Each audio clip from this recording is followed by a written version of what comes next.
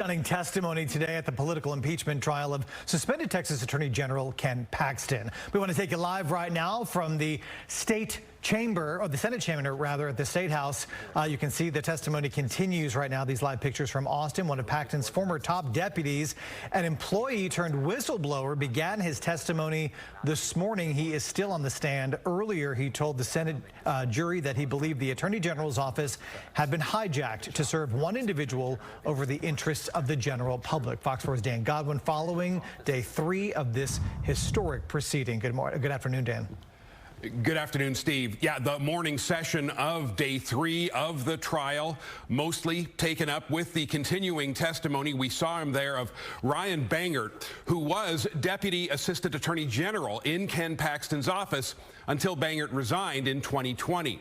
And just like we heard from the first witness yesterday, Bangert today talked a lot about businessman Nate Paul and what Bangert said were the lengths Ken Paxton went to serve Paul's interests. Paul was a friend and campaign donor of Paxton's, at the heart of the prosecution's case. Accusations that Paxton allowed Nate Paul to use the AG's office for Paul's personal advantage. We had been following this pattern of Nate Paul and his interests metastasizing throughout the agency over a period of months.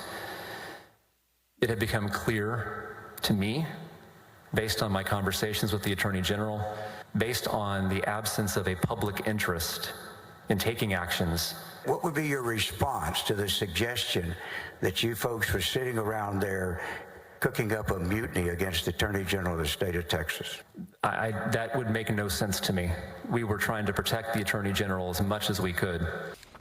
Bangert was one of the whistleblowers in the Attorney General's office who went to the FBI to alert the Bureau about Paxton's conduct.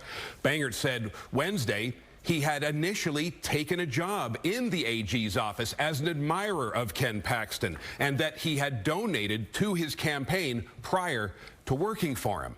Now, starting around 11:15 this morning, one of the lawyers for Ken Paxton began cross-examining Ryan Bangert, questioning him about his response to his stated concerns about Paxton's conduct and the timeline of those events. As we saw, the testimony is continuing this afternoon. Steve.